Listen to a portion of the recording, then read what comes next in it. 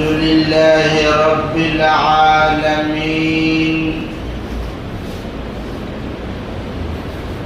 والصلاة والسلام على سيد الأنبياء والمرسلين وعلى آله وأصحابه أجمعين.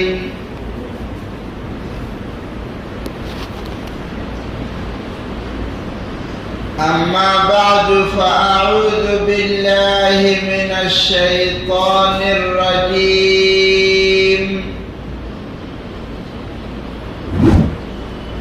بسم الله الرحمن الرحيم.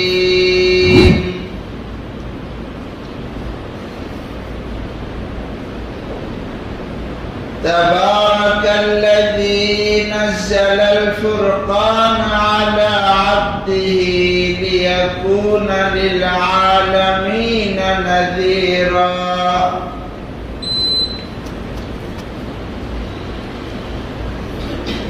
صدق الله العظيم.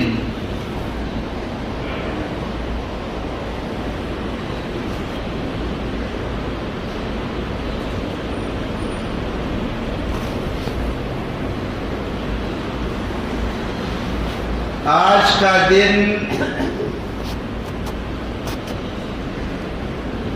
اس مبارک اور محترم مہینے کا 10واں دن ہے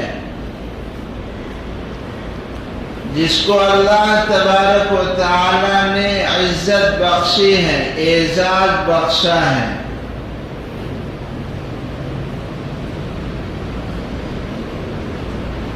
اتفاق ایسا ہے کہ اللہ تبارک و تعالی نے اس مبارک اور محترم مہینے میں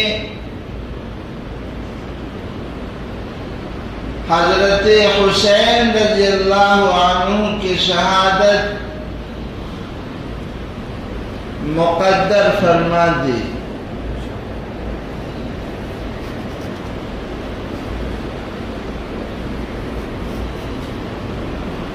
کچھ باتیں گزشتہ ہفتہ آپ کے سامنے آئی ہیں.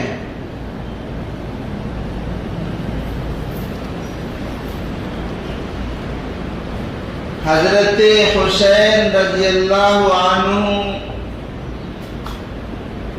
کی شہادت جو ہوتی ہے اس کو سمجھنا اور اس پر بات کرنا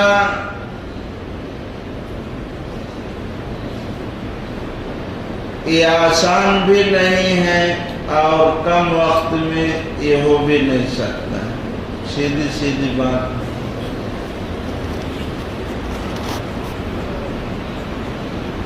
بس چند باتیں ہیں، کوشش کروں گا کھڑکی کھولنے کی دماغ کی آپ بھی کھولے رکھیے تاکہ سمجھ میں آئے.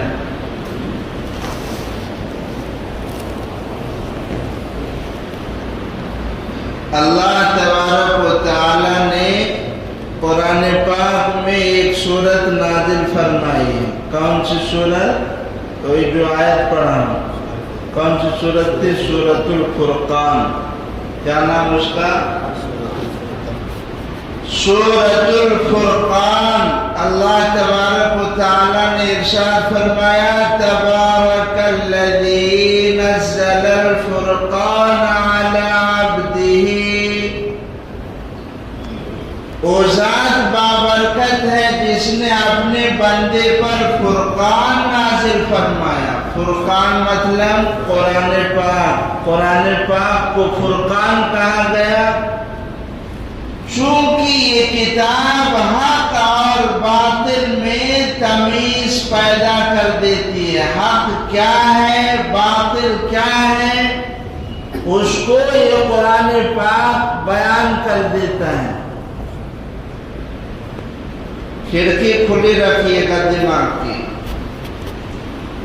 سیدنا حضرت عمر فاروق رضی اللہ عنہ کو بھی کیا کہا جاتا ہے؟ فاروق لقب ہے آپ کا. کیوں؟ سیرت میں آپ سن چکے ہیں کہ حضور پاک صلی اللہ علیہ وسلم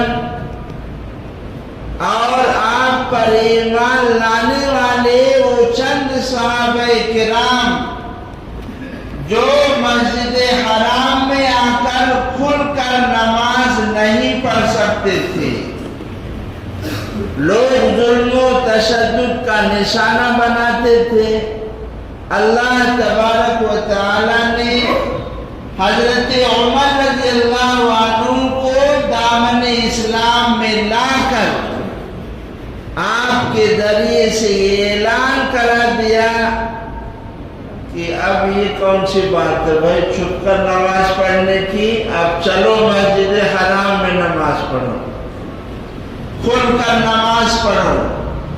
حضور صلی اللہ علیہ وسلم نے اس موقع پر آپ کو فاروق کا لقب دیا۔ یہ دنیا کیسی ہے؟ یہ دنیا کیسی ہے؟ مربع ہے کہ گول ہے؟ سکتی ہے؟ اب اس کے بارے میں مجھ کو نہیں پتہ ہے۔ گول گول ہے، گول مشہور ہے۔ چلیے یہ دنیا کیا ہے؟ اب میں تو نہیں بولوں گا، گول ہم کو پتہ ہی نہیں گول ہے کہ نہیں، لیکن گول انسان ہوتے ہیں۔ انسان کیا ہوتے ہیں؟ قرآن پاک پڑھیں گے تو اللہ تبارک و تعالی ارشاد فرماتے ہیں کہ ہم لوگوں کو یوں ہی نہیں چھوڑ دیں گے، ہم لوگوں کو یوں ہی نہیں چھوڑ دیں گے کہ پاک اور ناپاک ایک ساتھ رہیں، پاک اور ناپاک ایک ساتھ رہیں، ہم ایسا نہیں کریں گے۔ اللہ تبارک و تعالیٰ کا یہ نظام ہے کہ پاک ناپاک کو الگ کر دیتا ہے، پاک ناپاک کو الگ کر دیتا ہے، یہ اللہ تبارک و تعالیٰ کا نظام ہے، اور اللہ تبارک و تعالیٰ ایسا کرتے رہتے ہیں۔ تو اللہ تبارک و تعالیٰ یہ چاہتے ہیں کہ آدمی انصاف پر قائم رہے، حق پر قائم رہے، گول گول بات نہ کرے۔ کیا نہ کرے؟ کچھ لوگ ہوتے نہیں، ادھر بھی ادھر بھی، نہ ادھر کے رہے نہ ادھر کے رہے، نہ خدا ہی ملا نہ وصال صنم۔ تو ایسا رہتا ہے لوگوں کے اندر، میرے منہ پہ میری بات، آپ کے منہ پہ آپ کی بات۔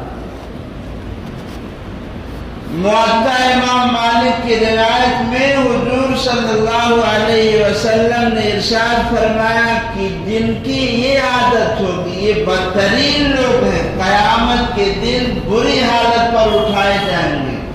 کون لوگ؟ کون لوگ؟ دو منہوں والے۔ کون سے؟ منافق الگ ہوتا ہے، یہ بھی الگ ہوتا ہے۔ دو منہوں والے، ان کے سامنے ایسی بات، ان کے سامنے منافق کے اندر بھی یہ باتیں ہوتی ہیں، لیکن تھوڑا فرق ہے۔ تو ایسے لوگ بری حالت پر اٹھائے جائیں گے۔ اس لیے صاف صاف آپ سنے بھی ہوں گے، حضرت عمر فاروق رضی اللہ عنہ نے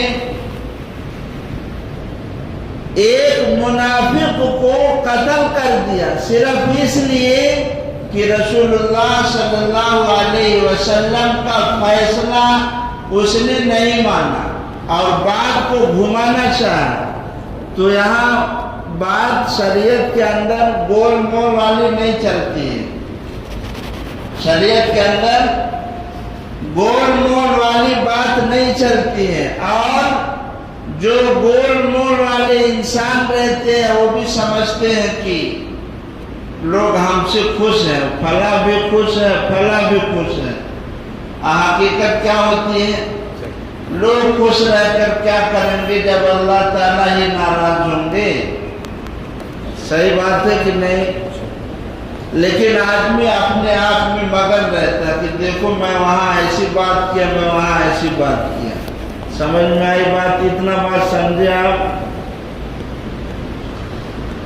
پوائنٹ کی بات ہے. چونکہ دیکھو کم وقت ہے اور میں پورا واقعہ لوں گا بھی نہیں اور نہ 2 ہفتے میں کروں گا، اس لیے ہوشیاری کے ساتھ سمجھداری کے ساتھ سنیے گا.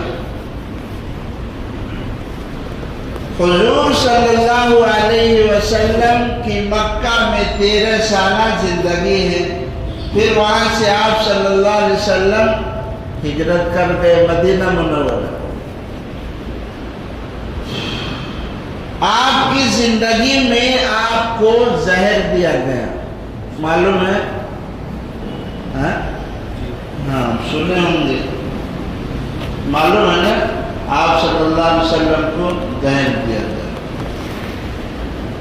اس کے بعد حضور صلی اللہ علیہ وسلم کے بعد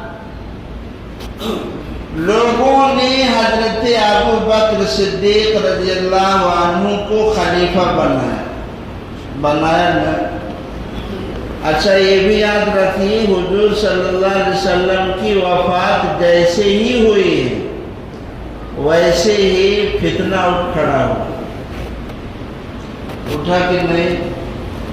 لوگ زکوٰۃ کے انکار کرنے والے اور اسلام کی چیزوں کا انکار کرنے والے اٹھ کھڑے ہوئے، لیکن اس کو دبانا، اس فتنے کو ختم کرنا، اس کو دبانا یہ آسان کام نہیں تھا. صدیق جو ہوتا ہے نبی کا عکس ہوتا ہے، اور اس فتنے کو ختم کرنے کے لیے صدیق کی نہیں، صدیق اکبر کی ضرورت.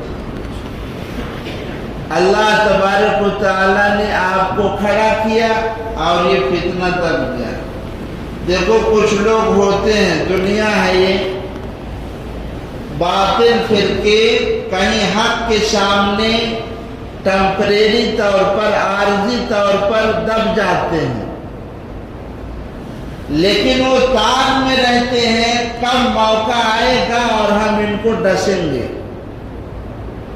سوسائٹی میں بھی ایسے لوگ رہتے ہیں. یہود و نصارہ کی فطرت یہی ہے. حضرت ابو بکر صدیق رضی اللہ عنہ کی جب وفات ہو گئی، خلیفہ کون بنائے گئے؟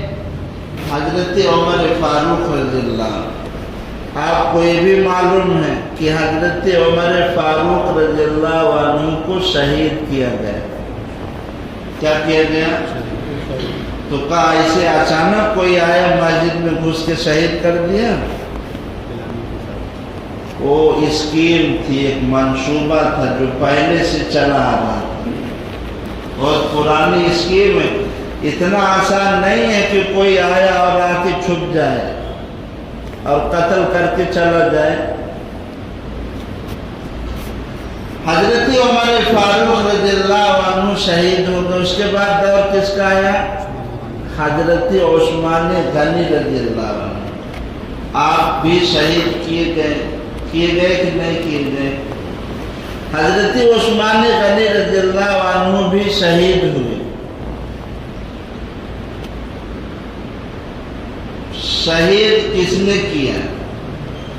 دیکھو اس موقع پر اکثر صحابہ کرام کی اکثریت حج کرنے کو چلے گئے تھے، اور مدینہ منورہ میں بہت کم صحابہ کرام تھے. چاہتے خوارج تعداد میں تھے، ہزاروں کی تعداد میں تھے جو قتل کرنے کے در پہ تھے. نعوذ باللہ، آپ کو شہید کرنے کا بھوت سوار تھا. لیکن حضرت عثمان غنی رضی اللہ عنہ نے منع کر دیا تھا. میری وجہ سے کسی کا خون بہے، خون خرابہ ہو، میں نہیں چاہتا، اس لیے میری طرف سے کوئی مقابلے کے لیے نہ آئے.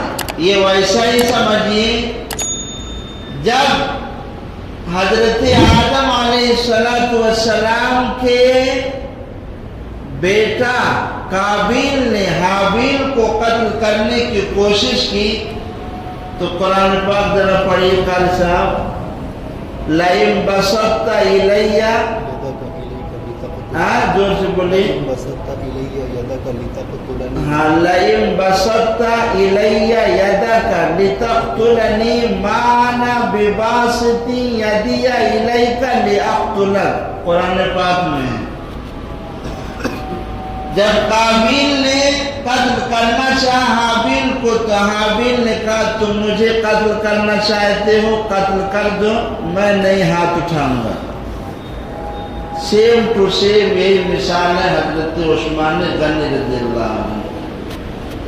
آپ نے ہاتھ اٹھے نہیں، بلکہ کتابوں میں لکھا ہے حضور صلی اللہ علیہ وسلم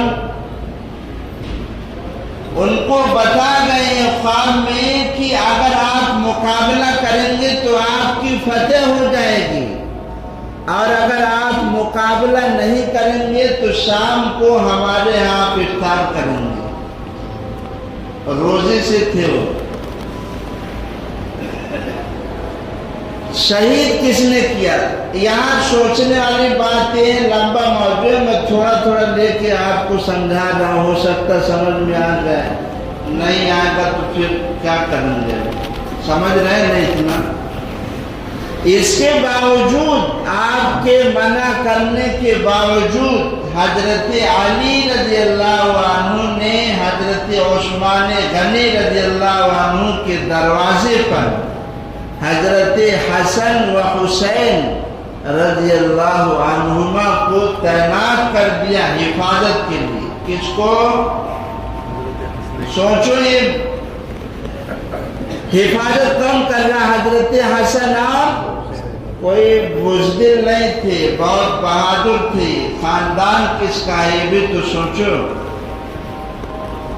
ابھی آپ کو پچھلے ہفتے سنایا تھا نا کہ غزوہ احد میں جب حضور صلی اللہ علیہ وسلم فوج کی وردی آپ نے پہن لی تو لوگ کہنے لگے آپ چاہیں تو چلیں، نہ چاہیں تو نہ چلیں، آپ کے اوپر ہے، جیسا آپ کا مشورہ۔ تو آپ نے کیا کہا تھا کہ جب پیغمبر وردی پہن لیتا ہے تو واپس اس کو اتارتا نہیں جب تک کہ جنگ نہ ہو جائے۔ سنے تھے نا؟ یہاں یہ دونوں بھائی حضرت حسن و حسین نواسے رسول کس کی حفاظت کر رہے ہیں، لیکن جو شریف قسم کے لوگ تھے، بدماش تھے، یہ دروازہ چھوڑ کر دیوار پھاٹ کر کے آئے اور آپ کو شہید کر دیا۔ ٹھیک، اتنی بات سمجھے۔ حضرت عثمان غنی رضی اللہ عنہ کے ہی دور خلافت میں عبداللہ بن سبا یمن کا رہنے والا یہودی آ کر حضرت عثمان کا قرب حاصل کرنا چاہتا ہے، بظاہر مسلمان ہو کر، لیکن جیسے اپنی زبان میں بولتے ہیں فلاں فلاں کو بھاؤ نہیں دیتا۔ آج کل کیا بات ہے بھائی، ہم سے آپ ناراض سے لگ رہے ہیں، بھاؤ نہیں دے رہے ہیں۔ تو حضرت عثمان غنی رضی اللہ عنہ اس کو زیادہ توجہ نہیں دی، یہ انتقام کی اس نے ٹھان دیا، اور اس کے لیے کوفہ ہے، مصر ہے، بصرہ ہے، دیگر ممالک میں یہ گیا، فتنے کھڑے کیے، اور جس کے نتیجے میں حضرت عثمان غنی رضی اللہ عنہ شہید ہو گئے۔ لمبی تاریخ ہے، بھی کیا کریں گے، چلیے۔ اس کے بعد حضرت علی رضی اللہ عنہ کا دور آتا ہے۔ سن 60 ہجری میں حضرت اچھا یہ بات یہاں بھی یاد رکھیے، میں کیا بولوں ابھی، کیسے بولوں، میں خود پہلے اسے ڈسٹرب ہوں، میں کیا کیا بتاؤں گا کیا نہیں بتاؤں۔ حضرت یہ آپ نے سنا نا کہ حضور صلی اللہ علیہ وسلم نے ارشاد فرمایا تھا کہ میرے اس بیٹے کے ذریعے سے اللہ تبارک و تعالیٰ دو جماعتوں کے درمیان صلح فرمائے گا۔ کس کے بارے میں فرمایا تھا؟ حضرت حسن رضی اللہ عنہ کے بارے میں۔ جب حضرت معاویہ لشکر اور حضرت حسن رضی اللہ عنہ کا لشکر آمنے سامنے ہے، اور اگر یہ جنگ شروع ہو جاتی ہے تو نہ جانے کتنے لوگوں کا خون بہے گا۔ عین موقع پر حضرت حسن رضی اللہ عنہ بھاگ گئے اور آپ سمجھ گئے کہ اس کے پیچھے اور بھی لوگوں کی شرارت ہے، اس لیے آپ نے صلح کرا لیا۔ آپ نے حضرت معاویہ سے بیعت ہو گئے، آپ صلح کر دیے اور حکومت ان کو سونپ دی۔ اس کے نتیجے میں لوگ حضرت حسن رضی اللہ عنہ کے قتل کے بھی درپے ہو گئے۔ آپ کو ذلیل بولا لوگوں نے، مومنوں کو شرمندہ کرنے والا، نہ جانے کن کن القاب سے یاد کیا، لیکن بہرحال آپ صبر کیے اور ڈٹے رہے اپنے صلح پر، اور حکومت حضرت معاویہ رضی اللہ عنہ کو سونپ دیا، یہاں تک کہ آپ کو جان بچا کر بھاگنا پڑا، نہیں تو حضرت حسن رضی اللہ عنہ کو شہید کر دیتے۔ دوسری بات یہ بھی یاد رکھیے آپ، حضور صلی اللہ علیہ وسلم کے بعد سے جو نظام چلا ہے خلافت کا، باپ کے بعد بیٹا، بیٹے کی یعنی خاندانی نسل حکومت کی چلے، یہ مجوسیوں کا طریقہ ہے۔ کس کا طریقہ ہے؟ لیکن اب اس میں بہت سارے، میں کیا بولوں، وہی بول رہا، میں خود ڈسٹرب ہوں، میں کیا رکھوں کیا نہ رکھوں، 10 منٹ کا ٹائم ہے،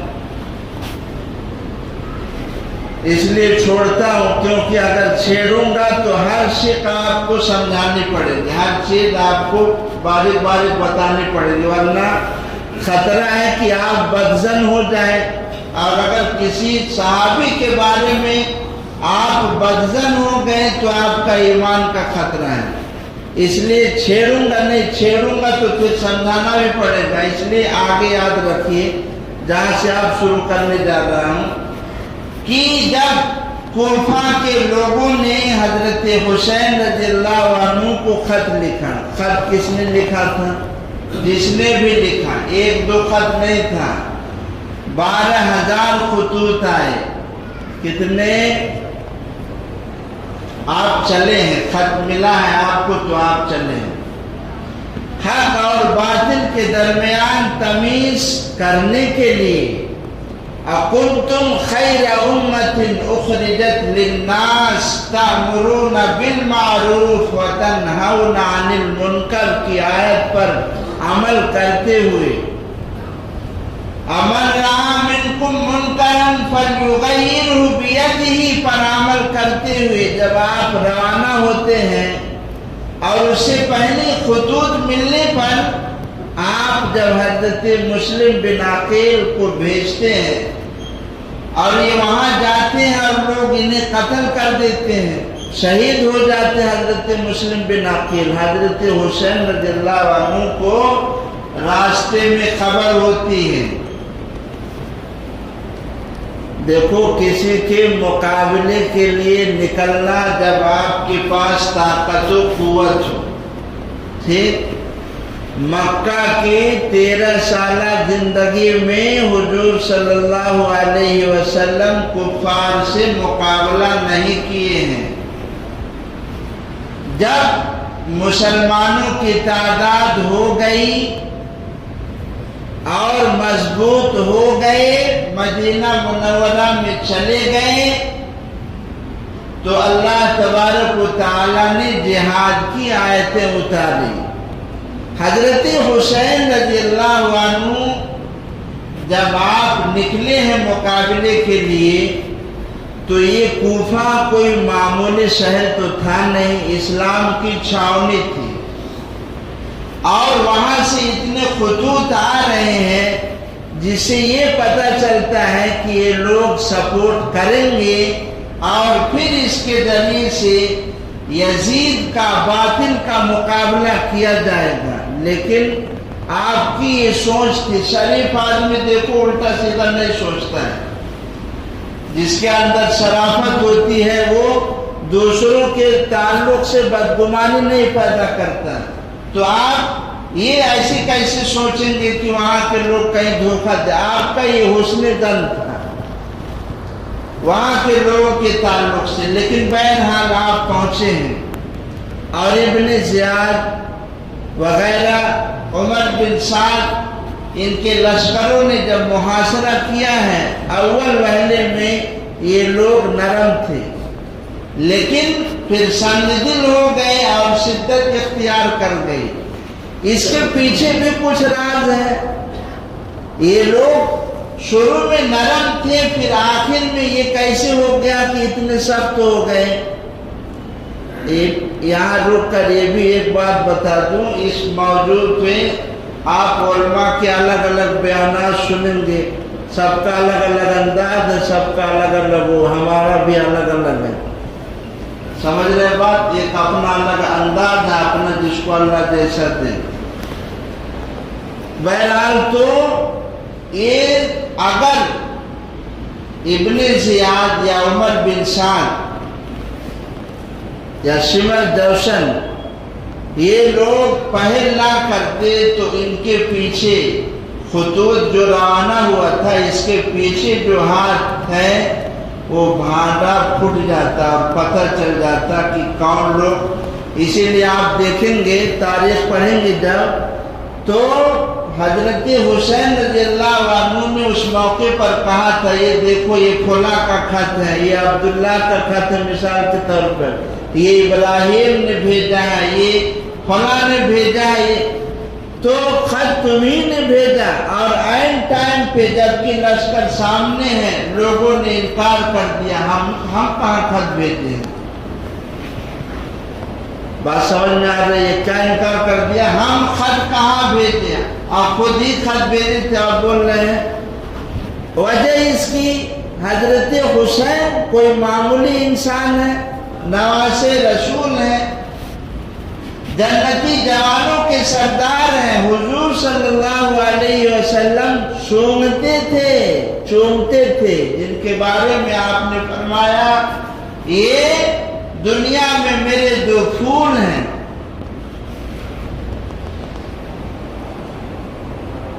اگر ان کو جو شہادت ہوئی ہے اکسانے والے بھی ہیں, برابر کا مجرم یزید بھی ہے, ابن زیاد بھی ہے, شمر بھی ہے اور دیگر لوگ بھی ہیں. جو بھی مجرم ہے اللہ تبارک و تعالیٰ نے مزہ چکھایا اور دنیا میں ہی اللہ نے ان کی پکڑ کی. اکثر و بیشتر تو پاگل ہو گئے. جنہوں نے بھی شہید کیا ابن زیاد کے بارے میں ترمذی شریف میں آپ پڑھیں گے کہ اس کے ناک میں جو ہے سانپ گھسا اور 3 بار ایسا ہوا اور لوگوں نے دیکھا. کس کے؟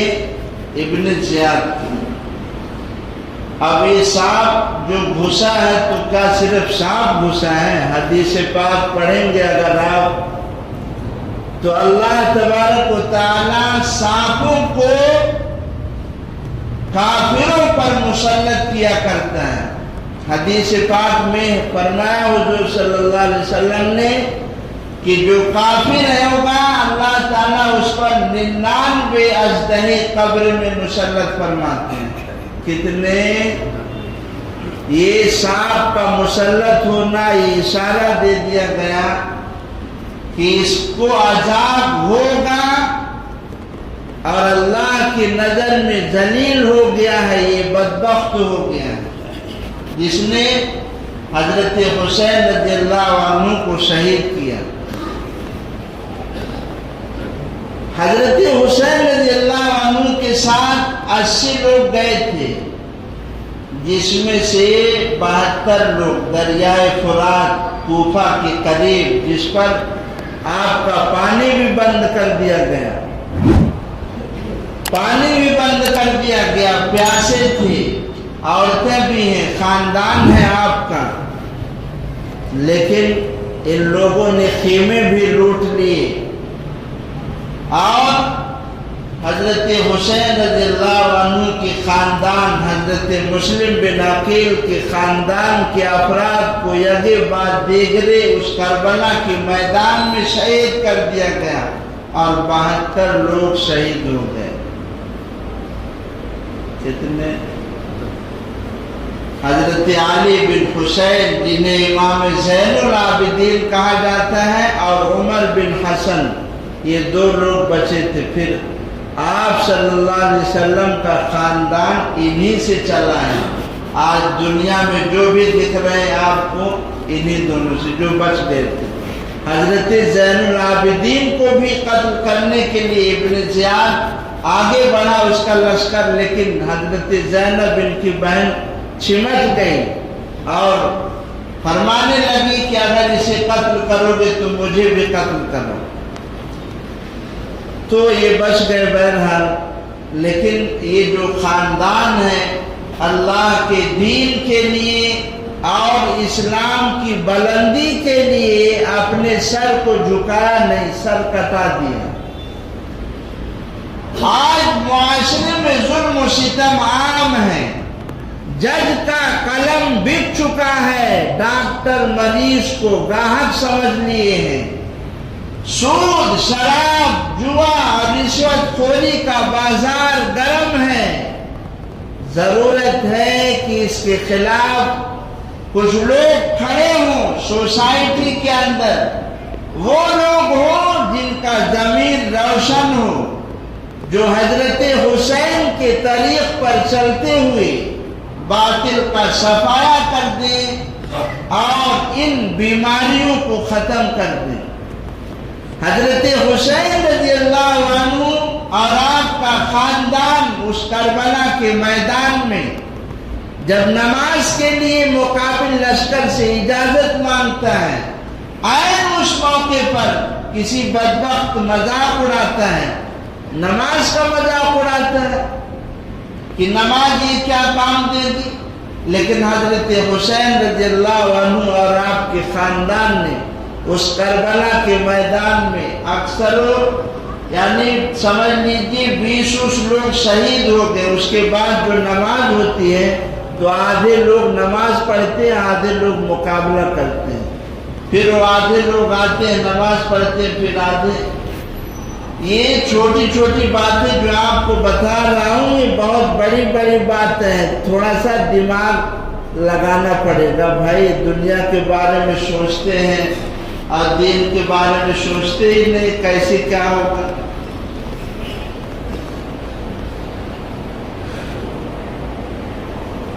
اور آگے کیا بولوں میں، جو آپ بتا دو وہ بول دو، کیا بولوں؟ آگے آپ جو بتا دو وہ میں بول دوں، مجھے خود نہیں سمجھ میں آ رہا میں کون سی بات بولوں۔ کچھ بلوانا ہے تو بلوا لو، 2 منٹ نہیں بلوانا۔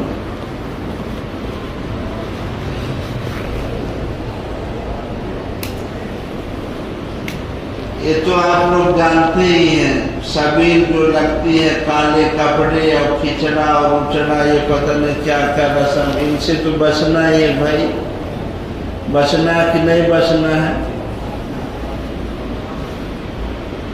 اب کیا بولوں میں، مجھ کو خود نہیں سمجھ میں آ رہا تو کیا ہے، باتیں ہیں ایسا نہیں خالی نہیں بیٹھا ہوں، یہ مت سمجھنا، اللہ کے فضل سے 1 گھنٹہ چل سکتا ہوں ابھی، لیکن مسئلہ وہی ہے کہ کیسے بولوں۔